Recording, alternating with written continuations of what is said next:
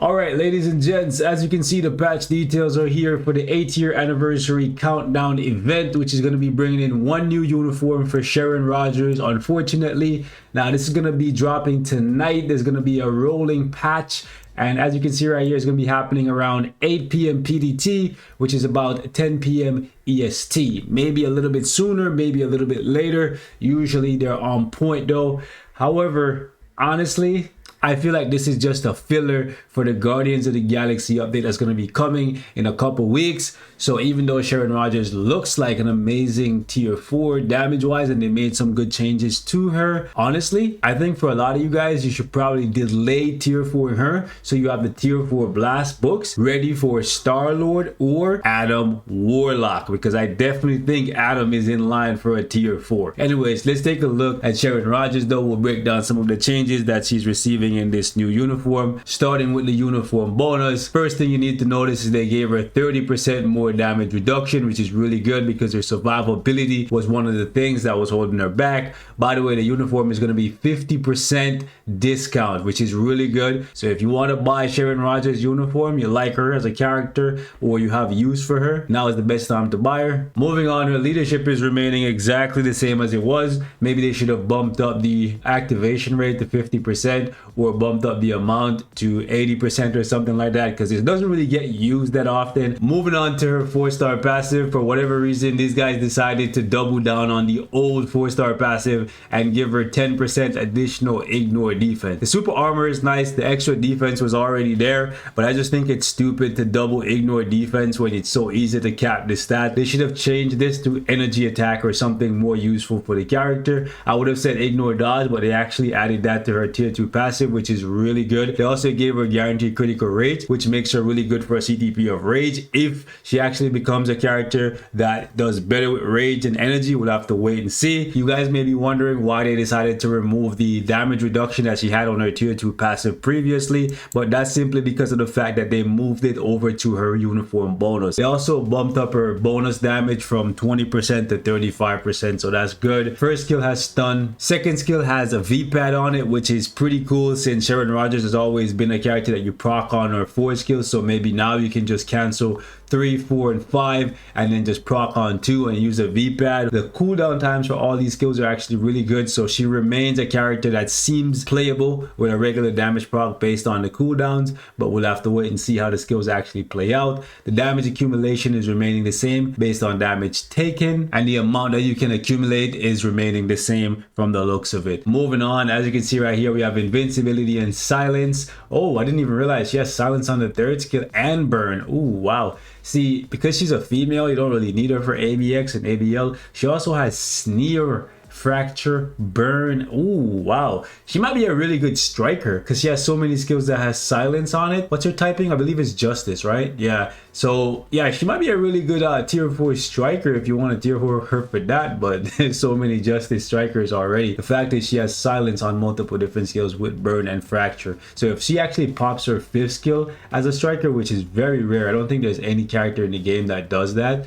it'll be pretty cool because you can cancel for you multiple seasons. But the big thing here, guys, is Sharon Rogers now has a 35% heal on her 5th skill, which she gets every 6.5 seconds. This is exactly what she needed. She needed the damage reduction, which she already had a little bit. They basically didn't give her any more damage reduction. They just compressed it and moved it around to her uniform bonus. But the big thing that she really needed was the heal, and they bumped it up from 10% to 35%. So this is really, really good. Looking forward to seeing how much she slaps. And then on her tier 4, well, she recovers up to 150% of her HP, which is madness, which means she can fully heal and then take a bunch of damage and still heal up back to 50%. That's great. Okay, so for the duration of her tier 4, I would say she's almost unkillable because she's going to be recovering 15% every second for 10 seconds. That's amazing. This is perfect for a character that is a tank. I don't really like the last half here though. I personally think they should have gone with extra damage dealt. I know they're having a hard time balancing how final damage is applied in the game. They tried so hard with Black Bolt and Hulk, but I honestly get tired of seeing these all attack buffs. It's just dumb, especially when you can consider it's such a low all attack buff, max of 40%, when we have somebody in the game like Moon Knight that stacks up to 120%. Did the devs forget that this is actually a thing from Moon Knight? Just look at this, guys.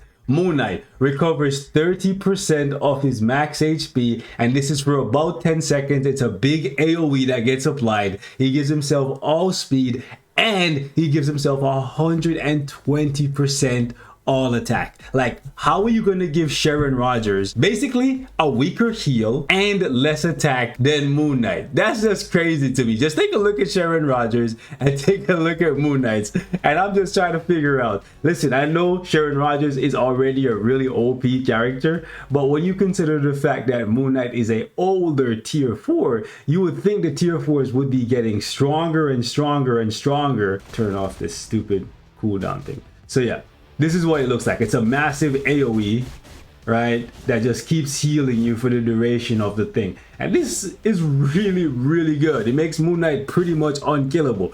So I'm curious to see how Sharon Rogers' will be applied, if it's going to be like an AoE thing like Moon Knight. The only downside to Moon Knight's is if the enemy like cutscenes, then his HP and his attack buff gets cleansed off the map. But besides that, Moon Knight's is absolutely amazing. So I'm looking at this and I'm like, yo, really? 40% attack to Sharon Rogers and a weaker heal than Moon Knight. Make it make sense. And it's even conditionally to get the attack, right? You have to use these regular skills to scale it up. Moving on, we're also getting a free card for the 8th year anniversary. Moving on, second potential level enhancement ticket to get your characters leveled up from 70 to 80. This being added means it will be sold at some point. If they give away some for free, that's cool, but I'm guessing this is gonna get sold. Okay, so don't get too excited. I will say though, it is pretty annoying that they're adding new tickets and not fixing the situation that we currently have right now, whereas a lot of people, myself included, have a whole heap of these tickets and no characters to use them on. Just take a look at this. Okay, I have all of these rank up tickets for type enhancement, and the only ones I can use on any of my characters are 5 and up. So what exactly am I supposed to do with all of these tickets? They're literally just taking up space in my inventory. I can't even sell them, and every day I play story mode, I get more and more from here. So truthfully speaking, Netmarble needs to figure out what they're doing with these tickets. Once you get all of your characters to whatever type enhancement, and it's not like you can even combine these tickets up like you would with Obelisk. Let's say for example, 6 1-star type enhancement ticket into 1 level 2,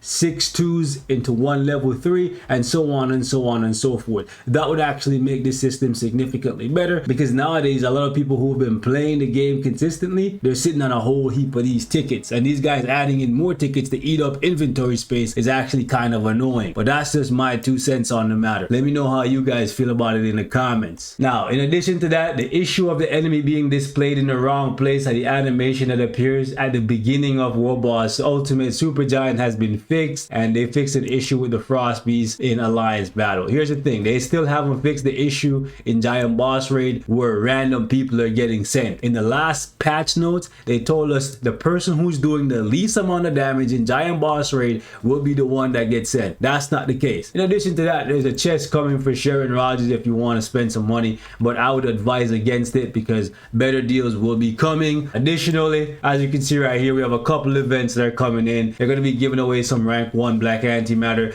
They're also going to be bringing back the event World Boss where you get to fight the legends and you get an Odin's blessing at the end. This is pretty cool. I like to see them bringing it back. I guess it's a staple now. They got rid of the older one that was only giving out black antimatter, so that's pretty good. In addition to that, you're going to be able to collect tokens and use these tokens to purchase stuff from the shop here, and you can see you can get anything from a tier 2 mega rank up ticket to a Titan record selector. Additionally, for any of you guys who are wondering, these are the uniform options for Sharon Rogers. All of them are pretty much either bad or outdated. Honestly speaking, Kate Bishop is decent, but I wouldn't recommend anyone be buying her at this point just because of tier 4. Dormammu's outdated. Drax is probably going to get a new uniform for the Guardians of the Galaxy update. Blue Dragon is pretty much only for AC for most people. She's a great tier 4 in terms of damage output, but not really a necessary one. And then obviously Spider-Man has a way better uniform. Anyways guys, I'm gonna wrap it up here. Leave me your thoughts in the comments. Are you excited for Sharon Rogers? Will you tier 4 her day 1? Let me know your thoughts in the comment section.